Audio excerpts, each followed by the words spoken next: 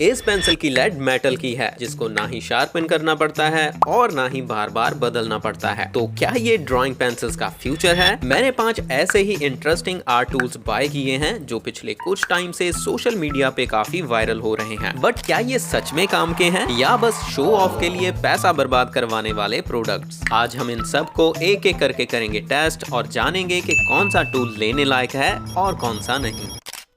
ये हैं flare brand के 10 अलग अलग कलर्स की इंक वाले बॉल पेन्स। सोशल मीडिया पे मल्टी कलर पेन वाली काफी ड्राइंग्स वायरल हो रही हैं और मैंने भी कुछ टाइम पहले मल्टी कलर पेन के साथ एक वीडियो बनाई थी। बट उसमें मैंने जो मल्टी कलर पेन बाय किया था वो एक तो काफी महंगा था और दूसरा उसमें कलर्स भी कम थे, और इसलिए इस बार मैंने बाय किए हैं फ्लेयर के ये 10 अलग अलग कलर्स वाले बॉल पेन्स। एक तो ये सस्ते हैं, मुझे ये 10 पेन्स का पैक 90 रुपए का मिला है, और दूसरा इसमें कलर्स भी ज्यादा मिल रहे हैं। बाकी अब इनको फटाफट से यूज करके देखते हैं कि क्या इनके साथ मैं एक अच्छी ड्राइंग बना पाता हूं या फिर नहीं। बट ड्राइंग से पहले जरा इनको नॉर्मली यूज करके इंक और कलर क्वालिटी चेक करते हैं। तो सबसे पहले टेस्ट करते हैं इस लाइट टील ब्लू कलर वाले पेन को।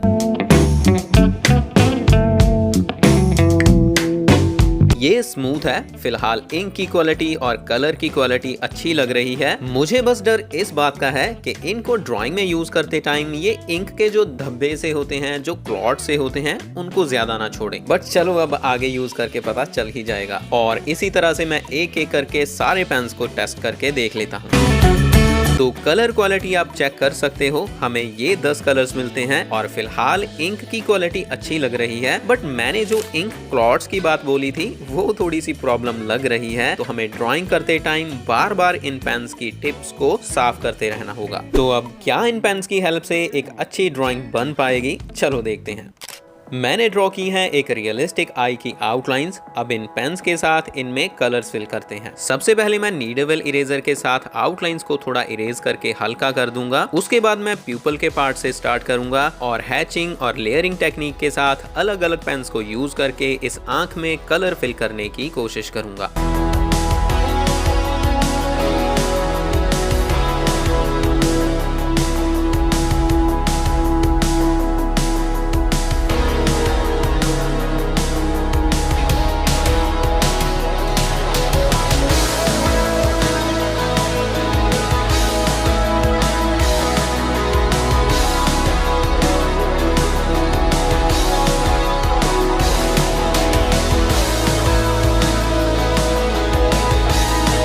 तो यू कैन सी मैं इस तरह की आंख को ड्रॉ कर पाया हूँ इन पेन्स की हेल्प से, जो कि अच्छी बनी है। मैंने कोई ज्यादा टाइम भी स्पेंड नहीं किया और ना ही ज्यादा मेहनत की है। अगर मैं और ज्यादा पेशेंस के साथ और ज्यादा प्रैक्टिस करने के बाद इन पेन्स के साथ इस आंख को ड्रॉ करता तो डेफिनेटली मैं इसको और भी ज्यादा रियलिस्टिक बना सकता था। तो फाइनली 90 रुपीज के इन पेन्स की बात करें तो यस, ये लेने लायक हैं। आप इनको जरूर बाय कर सकते हो और इनके साथ अच्छी अच्छी ड्रॉइंग्स बना सकते हो। बस थोड़ी सी ज्यादा मेहनत ये होगी कि आपको इनकी टिप्स को बार बार साफ करना होगा।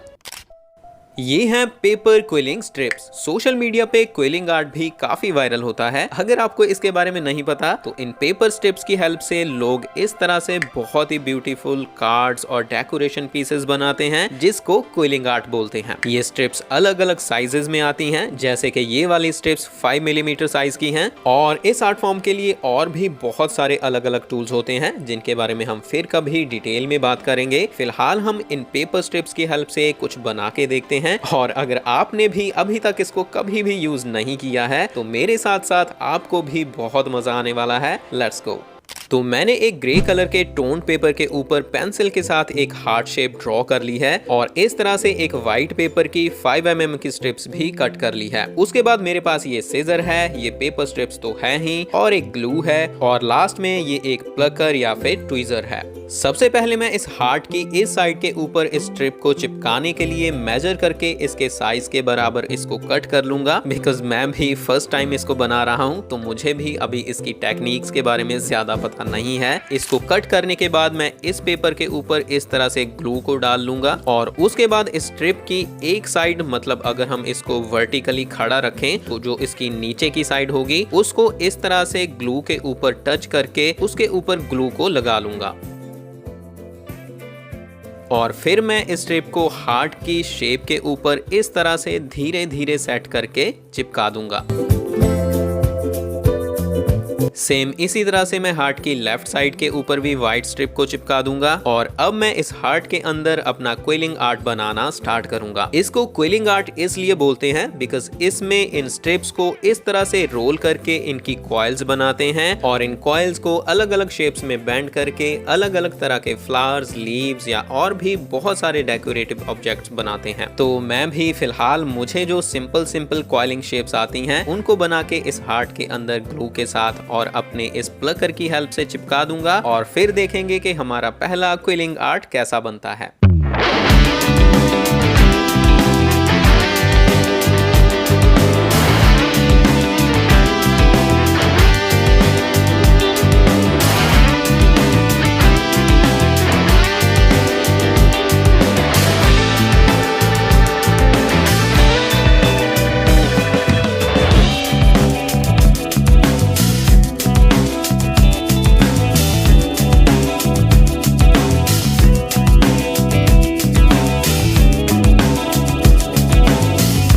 तो आप देख सकते हो कि मैंने अपना पहला क्विलिंग आर्ट कंप्लीट कर लिया है एंड भाई मैं तो बहुत खुश हूँ इस रिजल्ट से। मुझे तो बहुत मजा आया और ये देखने में भी बहुत सुंदर लग रहा है। अच्छा, आपको क्या लगता है कि मुझे क्विलिंग आर्ट पे एक डिटेल्ड वीडियो बनानी चाहिए और इस आर्ट को और भी अच्छे से एक्सप्लोर करना चाहिए? अगर हाँ तो कॉमेंट्स में जरूर बताना। और फाइनली बात करें इन क्विलिंग पेपर स्ट्रिप्स की, तो ये एक पैकेट 20 से 30 रुपए का मिलता है जो मेरे हिसाब से अच्छा है। तो अगर आप भी इस तरह से ब्यूटीफुल क्विलिंग आर्ट बनाना चाहते हो तो बेशक आप इनको बाय कर सकते हो। ये है एक पेंसिल शार्पनर। इसको टेबल पेंसिल शार्पनर भी बोलते हैं बिकॉज इसके साथ ये एक क्लैंप मिलता है जिसकी हेल्प से हम इस शार्पनर को अपने किसी भी ड्राइंग टेबल के ऊपर माउंट कर सकते हैं और फिर आराम से अपनी पेंसिल्स को शार्पन कर सकते हैं। बट क्या ये सच में पेंसिल्स को अच्छे से शार्पन कर भी पाता है या फिर बस एक गिमिक है? Let's try it out. तो सबसे पहले मैं आपको थोड़ा समझा देता हूँ कि ये काम कैसे करता है। देखो, इसके सामने की साइड पे एक होल है जिसके अंदर शार्प टीथ वाली छोटी छोटी 3 प्लेट्स हैं और ऊपर इस लीवर को हमें इस तरह से राइट साइड की तरफ पुश करना होता है तो ये प्लेट्स खुल जाती हैं और फिर हमें इसके अंदर अपनी पेंसिल को इस तरह से घुसा देना होता है और फिर पीछे वाले इस लीवर को इस तरह से घुमा के अपनी पेंसिल को शार्पन कर लेना होता है। अरे नहीं, एक स्टेप छूट गया। एक्चुअली पेंसिल को अंदर डालने से पहले हमें शार्पनर के इस पार्ट को इस तरह से बाहर की तरफ खींचना पड़ता है और ये इस तरह से बाहर की तरफ लॉक हो जाता है और फिर हमें इसके अंदर पेंसिल डालनी होती है। इससे होता ये है कि ये पार्ट पेंसिल को अंदर की तरफ खींचता रहता है, मतलब अंदर की तरफ दबा के रखता है ताकि अंदर के ब्लेड्स पेंसिल को अच्छे से शार्पन कर पाएं और इसके बाद हमें इस लीवर को घुमाना होता है और हमारी पेंसिल शार्पन हो जाती है।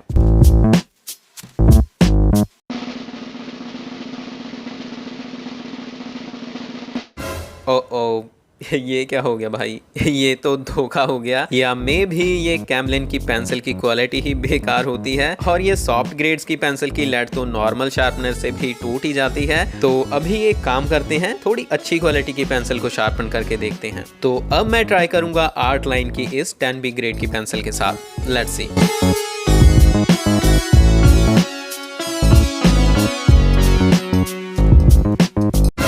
ये क्या भाई, ये तो फ्री सा ही हो गया है, खराब ही तो नहीं हो गया कहीं? अरे हाँ, आई नो इसको क्या हो गया है। एक चीज दिखाता हूँ। अगर हम इस कंपार्टमेंट को ओपन करें तो यहाँ पे पेंसिल शार्पन करने के बाद जो कूड़ा होता है वो इकट्ठा होता है और इस कूड़े में कैमलिन वाली पेंसिल की जो लेड पहले टूटी है वो कहीं पे भी नहीं है। तो इसका मतलब वो इसके अंदर जो ब्लेड्स हैं उनके अंदर फंस गई है, इसीलिए हमने जो इसके अंदर नई पेंसिल डाली थी उसको ये बिल्कुल भी शार्पन नहीं कर पा रहा है। तो अब सबसे पहले हमें जो टूटी हुई लेड है उसको निकालना पड़ेगा। तो इसके लिए मैं इस डिवाइडर टूल के तीखे वाले हिस्से को इसके अंदर डाल के टूटी हुई लेड को बाहर निकालने की कोशिश करूंगा।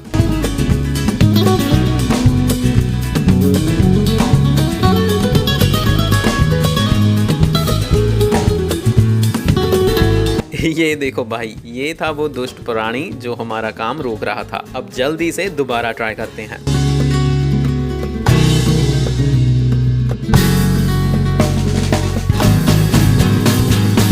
ओए होए, देख रहे हो गाइस, अब हुआ है असली जादू। अब इस शार्पनर ने बड़ी आसानी से हमारी पेंसिल को बहुत अच्छे से शार्पन कर दिया है और इससे पता चलता है कि शार्पनर की क्वालिटी अच्छी है, उस पेंसिल की क्वालिटी ठीक नहीं थी। और मैंने 2-3 और पेंसिल्स को भी इसी शार्पनर के साथ शार्पन करके देखा था डबल चेक करने के लिए एंड इट वर्क्स परफेक्टली। ये शार्पनर मुझे मिला था 350 रुपए का। तो अगर आप एक शार्पनर को अपने टेबल के ऊपर फिक्स करके यूज करना चाहते हो ताकि आपका शार्पनर बार बार ना खो जाए तो ये एक अच्छा ऑप्शन है, आप इसको बाय कर सकते हो।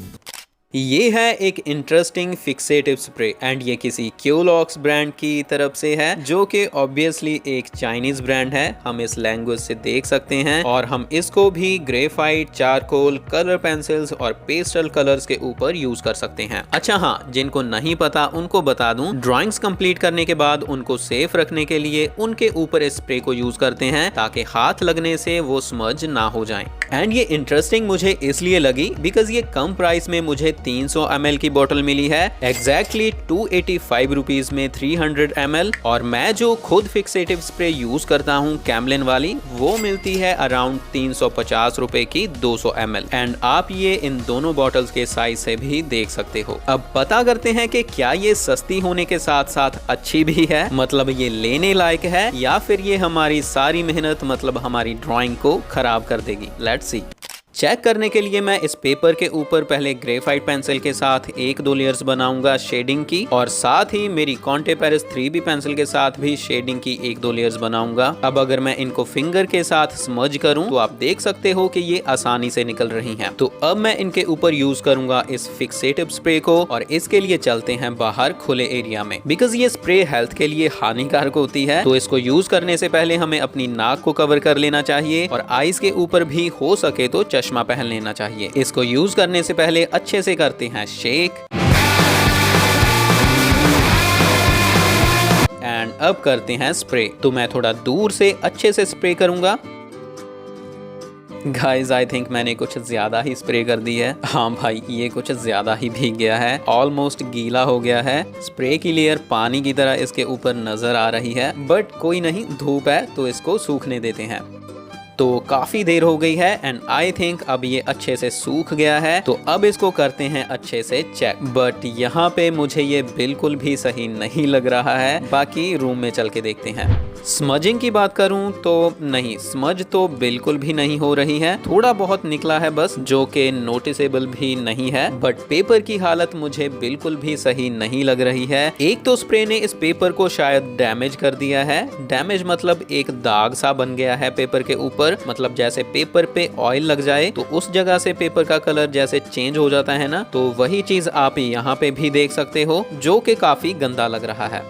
और पेपर पे बम्प सा भी बन गया है, मतलब पेपर की शेप भी खराब हो गई है। और ये स्प्रे जो पानी की तरह नजर आ रही थी, उसकी वेव्स भी वैसे ही पेपर पे रह गई हैं। तो ये बहुत बेकार रिजल्ट है, बट इसमें शायद मेरी भी गलती थी। एक तो मैंने शायद काफी ज्यादा स्प्रे यूज कर ली, और दूसरा मैंने पेपर भी थोड़ा लो क्वालिटी का यूज किया था। तो अभी मैं इस स्प्रे के बारे में किसी कंक्लूजन पे नहीं पहुंच सकता, एक बार इसको और ट्राई करेंगे। और अब मैं यूज करूंगा आइवरी पेपर, जो मैं अपनी ड्राइंग्स के लिए हमेशा यूज करता हूं। तो मैं इस पेपर पे भी सेम ग्रेफाइट और कॉन्टे पेरिस 3B पेंसिल की लेयर्स बनाऊंगा और वैसे ही बाहर ले जाके इसके ऊपर भी स्प्रे करूंगा। बट इस बार मैं थोड़ा और दूर से और थोड़ी कम स्प्रे करूंगा एंड फिर देखते हैं।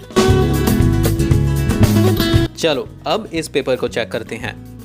तो स्मज तो नहीं हो रही है, जो कि अच्छा रिजल्ट है। एंड इस बार पेपर के ऊपर कोई धब्बा भी नहीं बना है, मतलब पेपर का कलर भी चेंज नहीं हुआ है। बट पेपर थोड़ा ऊपर की तरफ इस बार भी उठ गया है, मतलब बम्प सा इस बार भी बन गया है। ओ भाई, मैं अभी भी श्योर नहीं हूँ, तो अब एक बड़ा रिस्क लेने का टाइम आ गया है। अब मैं इसको अपनी किसी A4 साइज की पूरी ड्राइंग के ऊपर यूज करके देखूंगा, मतलब पूरे पेपर के ऊपर, और फिर देखेंगे कि क्या पूरा पेपर भी ऊपर नीचे होता है या फिर नहीं। तो ये मैंने ड्राइंग ट्यूटोरियल्स के लिए ड्राइंग्स बनाई हुई थी, तो इस पेपर के ऊपर ट्राई करके देखते हैं। चलते हैं बाहर एंड इस बार मैं थोड़ा और दूर से और थोड़ी और कम स्प्रे यूज करूंगा, और सूखने के बाद इसको भी रूम में ले जाके चेक करेंगे। तो ये है अब हमारे फाइनल टेस्ट का रिजल्ट। एंड गाइस, पेपर पे बम्प्स तो बन गए हैं, मतलब पेपर ऊपर नीचे तो हो गया है। हालांकि पहले जितना तो नहीं हुआ, बट हुआ जरूर है। तो बस भाई, अब कंक्लूजन की बात करते हैं। तो मैं तो इस फिक्सेटिव स्प्रे को लेके बिल्कुल भी कॉन्फिडेंट नहीं हूँ। मैं इसे अपनी कमीशन ड्राइंग्स के ऊपर तो बिल्कुल भी यूज नहीं करने वाला। हाँ, अगर आपका बजट कम है और उस बजट में आप 2-3 बातों को ध्यान में रखो कि आपको इस स्प्रे को ड्राइंग से काफी दूर पकड़ के स्प्रे करनी है और ज्यादा स्प्रे नहीं करनी है, तो आप इस स्प्रे को बाय कर सकते हो। अदरवाइज अगर आप 70-80 रुपए और डाल के कैमलिन की स्प्रे ले सकते हो, तो आप इस स्प्रे के ऊपर अपने पैसे वेस्ट मत करना। लास्ट टूल है ये मेटालिक पेंसिल, मतलब ड्राइंग टूल्स का फ्यूचर। ऐसा कुछ नहीं है, पहले चेक करते हैं। तो ये शायद किसी जापानीज ब्रांड की तरफ से आने वाली मेटालिक लेड या टिप वाली पेंसिल है। हालांकि इसकी बॉडी मेटल की नहीं है, ये बस जो लेड है ये मेटल की है। बट ये कौन सी मेटल है ये मुझे नहीं पता है। बट इसको कभी भी शार्पन करने की जरूरत नहीं पड़ती, बिकॉज ये घिसती नहीं है। पर घिसती नहीं है तो पेपर के ऊपर दिखेगी कैसे, चलो देखते हैं। तो आप देख सकते हो कि ये पेपर के ऊपर दिखाई दे रही है। हालांकि काफी लाइट है, बट हम इसके साथ अच्छे से लाइंस को ड्रॉ कर सकते हैं और लिख भी सकते हैं, जो कि आराम से देखा जा सकता है। अब हमें चेक करना है कि ये ड्राइंग में कितनी काम आ सकती है। तो देखो, ये तो हमें पता चल गया कि हम इससे ड्रॉ कर सकते हैं, बट अब हम ट्राई करेंगे शेडिंग। सबसे पहले स्टार्ट करेंगे लाइट वैल्यू से। तो मैं बहुत हल्के प्रेशर के साथ शेडिंग कर रहा हूँ एंड लाइट वैल्यूज को हम इसके साथ आराम से बना सकते हैं। अब मैं ट्राई करूंगा मिड वैल्यूज को क्रिएट करने के लिए। मैंने प्रेशर को थोड़ा सा बढ़ा दिया है और थोड़े प्रेशर के साथ हम इस तरह की शेडिंग कर सकते हैं, जो कि ज्यादा अच्छी नहीं है, मतलब मैं इसको ज्यादा डार्क नहीं बना पाया। लास्ट में ट्राई करते हैं डार्क वैल्यूज के लिए। तो मैंने प्रेशर को बहुत ज्यादा बढ़ा दिया है, बट स्टिल हम इसके साथ इससे ज्यादा डार्क शेडिंग नहीं कर सकते, जो कि बिल्कुल भी अच्छी बात नहीं है। तो ये पेंसिल बस नॉर्मल स्केचिंग के लिए ठीक है या फिर बस लिखने के लिए ठीक है। मैं इसको पोर्ट्रेट्स में आउटलाइन ड्राइंग के लिए भी रेकमेंड नहीं करूंगा, बिकॉज एक तो ये ज्यादा शार्प टिप नहीं है और दूसरा गिरने से इसकी ये टिप टूट भी जाती है और हम इसको दोबारा शार्पन भी नहीं कर सकते। तो मेरे ख्याल से ड्राइंग के लिए इस पे पैसे खर्च करना बेवकूफी होगी। तो ये थे 5 इंटरेस्टिंग आर्ट टूल्स। आपको कौन सा टूल अच्छा लगा कमेंट करके जरूर बताना, और अगर आप ऐसी ही और वीडियोस भी देखना चाहते हो तो भी कमेंट्स करके जरूर बताना। रोहित शर्मा की ड्राइंग का ट्यूटोरियल देखने के लिए लेफ्ट वीडियो पे टैप करो और रियलिस्टिक ड्राइंग को बेसिक से सीखने के लिए राइट प्लेलिस्ट पे टैप करो। बट उससे पहले इस वीडियो को लाइक और शेयर जरूर करना। अब हम मिलते हैं किसी और वीडियो में, तब तक के लिए कीप ट्राइंग, कीप लर्निंग।